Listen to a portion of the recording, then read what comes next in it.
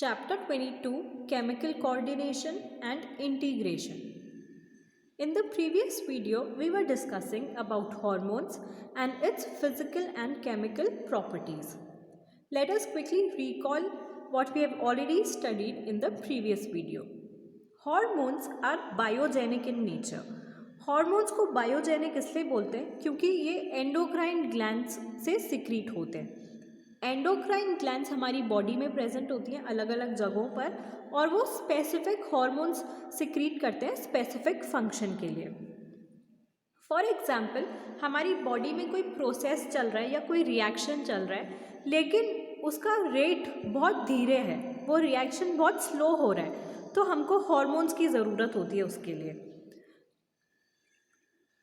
Depending on the organ, endocrine glands secrete करते हैं hormones जो उस रिएक्शन के रेट को इंक्रीज भी कर सकते हैं और उस रिएक्शन को रोक भी सकते हैं. हॉर्मोन्स का मेन फंक्शन होता है किसी भी रिएक्शन को कंट्रोल करना और उसको कोऑर्डिनेट करना. तो हॉर्मोन्स किसी भी रिएक्शन को स्टिमुलेट भी कर सकते हैं, स्टार्ट भी कर सकते हैं और इनहिबिट भी कर सकते हैं. Most of the hormones are secreted in the blood directly. 3 type की ग्लैंड्स होती हैं, एंडोक्राइन ग्लैंड, एक्सोक्राइन ग्लैंड और हेटेरोक्राइन ग्लैंड. जब हॉर्मोन्स डायरेक्टली ब्लड में सिक्रीट होते हैं तो मतलब वो डक्टलेस ग्लैंड से आए हैं. डक्टलेस ग्लैंड होती है एंडोक्राइन ग्लैंड जो कि डायरेक्टली ब्लड में अपने हॉर्मोन्स को सिक्रीट करती है. एक्सोक्राइन ग्लैंड और हेटेरोक्राइन ग्लैंड्स दोनों को डक्ट की ज़रूरत होती है हॉर्मोन्स को सिक्रीट करने के लिए, लेकिन ज़्यादातर हॉर्मोन्स एंडोक्राइन ग्लैंड से सिक्रीट होते हैं क्योंकि वो डायरेक्टली ब्लड में सिक्रीट होते हैं. कुछ एक्सेप्शंस हैं इसके. Example, local hormones. Local hormones जो होते हैं वो एक्सोक्राइन और हेटेरोक्राइन से सिक्रीट होते हैं.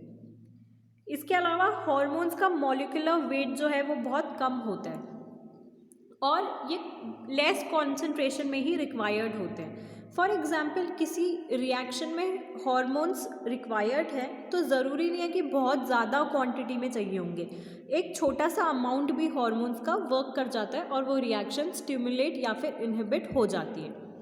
Specific physiological effect, inhibition effect and excitatory effect. Inhibition effect का मतलब होता है कि हॉर्मोन्स किसी भी रिएक्शन को रोक सकते हैं, इनहिबिट कर सकते हैं. They can stop the reaction. इसी तरह एक्साइटेटरी इफेक्ट का मतलब होता है कि हॉर्मोन्स किसी भी रिएक्शन को या प्रोसेस को स्टार्ट भी कर सकते हैं, स्टिमुलेट कर सकते हैं और उनका रेट ऑफ रिएक्शन इंक्रीज भी कर सकते हैं. तो सिर्फ ये दोनों ही स्पेसिफिक फिजियोलॉजिकल इफेक्ट हॉर्मोन्स में होते हैं. कुछ हॉर्मोन्स क्विक एक्टिंग होते हैं, बहुत जल्दी काम कर देते हैं और बहुत जल्दी किसी भी रिएक्शन को स्टार्ट या स्टॉप कर देते हैं या फिर किसी भी रेट को, रिएक्शन के रेट को इंक्रीज या डिक्रीज बहुत जल्दी कर देते हैं. इसका ऑपोजिट होता है स्लो एक्टिंग हॉर्मोन्स जो कि किसी भी रिएक्शन में अगर इम्पॉर्टेंट होते हैं तो बहुत धीरे वर्क करेंगे. जैसे किसी प्रोसेस को उनको स्टार्ट करना है तो वो बहुत टाइम लगता है उनको उस प्रोसेस को स्टार्ट करने में, या फिर किसी को स्टॉप करना है तो उस प्रोसेस को या रिएक्शन को स्टॉप करने में उनको बहुत टाइम लगता है. क्विक एक्टिंग हॉर्मोन्स के एग्जाम्पल है एड्रेनलिन और स्लो एक्टिंग हॉर्मोन्स के एग्जाम्पल है estrogen. Amine hormones, steroid hormones and protein hormones, ये तीनों होते हैं केमिकल प्रॉपर्टीज़ के अंडर आते हैं क्योंकि इनका नेचर केमिकल नेचर होता है. तो हॉर्मोन्स की केमिकल प्रॉपर्टीज़ में सबसे पहले आता है अमाइन हार्मोन. अमाइन हार्मोन आपको नाम से ही पता चल रहा होगा, अमाइन मतलब अमीनो एसिड्स. तो इनमें अमाइनो एसिड्स का बहुत बड़ा रोल होता है. ये डिराइव किए जाते हैं अमाइनो एसिड्स टायरोसिन से और इनमें अमाइनो ग्रुप प्रेजेंट होता है. इसका एग्जाम्पल है थायरोक्सिन और ये रिलीज कौन सी ग्लैंड्स करती है? Adrenaline, non adrenaline and thyroid glands इनको सिक्रीट करती हैं अमाइन हॉर्मोन्स को. Now talking of steroid hormones. Steroid hormones cholesterol से डिराइव किए जाते हैं और इनमें स्टेरॉल ग्रुप प्रेजेंट होता है. इसका एग्जाम्पल है cortisol, testosterone and estrogen. Protein hormones जो होते हैं वो 3 to 200 अमाइनो एसिड्स से बने होते हैं और ये अमाइनो एसिड्स का स्ट्रक्चर हम प्रीवियस चैप्टर में पढ़ चुके हैं. ये पेप्टाइड बॉन्ड के साथ लिंक होते हैं. दो अमाइनो एसिड्स के बीच में पेप्टाइड बॉन्ड का फॉर्मेशन होता है, तब वो एक चेन जैसा स्ट्रक्चर बनाते हैं। तो जो प्रोटीन हॉर्मोन्स होते हैं उनमें 3 to 200 अमाइनो एसिड्स प्रेजेंट होते हैं।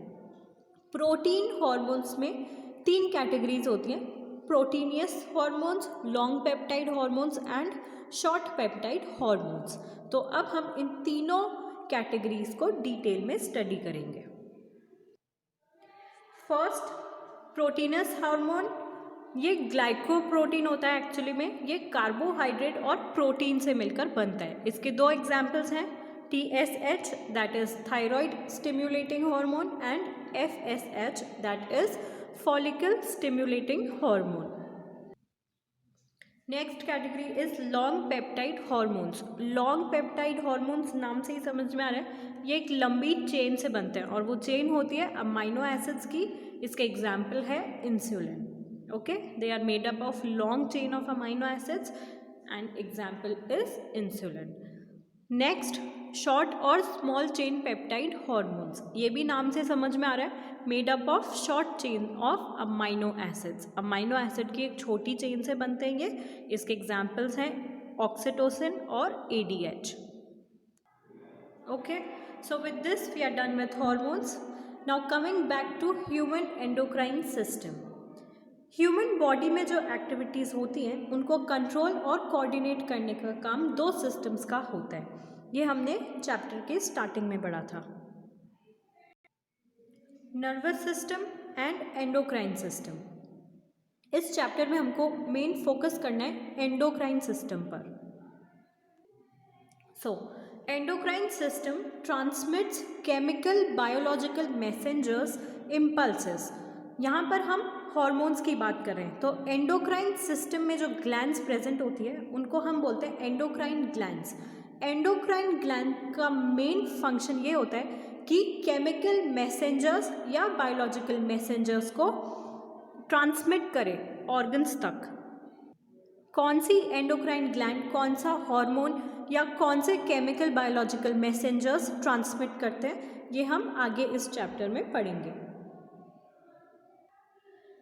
दे use the circulatory system to transmit the signals. अब हमने 3 टाइप की एंडोक्राइन ग्लैंड्स पढ़ी थी, एंडोक्राइन, एक्सोक्राइन और हेटेरोक्राइन। तो जिसमें से एंडोक्राइन जो हम पढ़ रहे हैं वो डक्टलेस ग्लैंड्स होते हैं, मतलब उसमें किसी भी हार्मोन को सिक्रीट करने के लिए किसी ट्यूब या डक्ट की ज़रूरत नहीं होती है। तो हम एंडोक्राइन की बात करें तो मतलब वो डायरेक्टली हार्मोन्स का सिक्रीशन ब्लड में करता है। तो ये कौन सा सिस्टम हो गया? सर्कुलेटरी सिस्टम हो गया।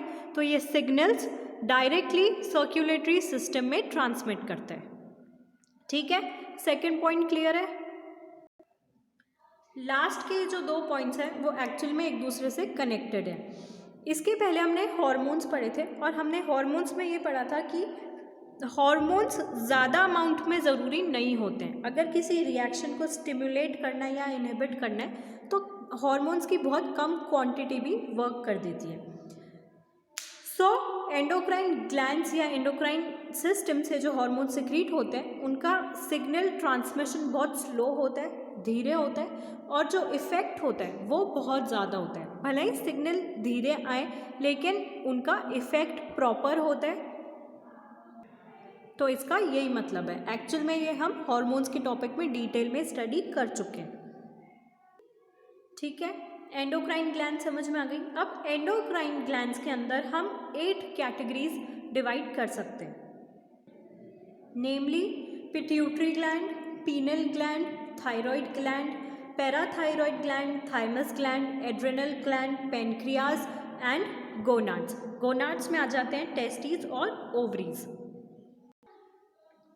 नेक्स्ट वीडियो में हम इन सारे ग्लैंड्स को सेपरेटली स्टडी करेंगे।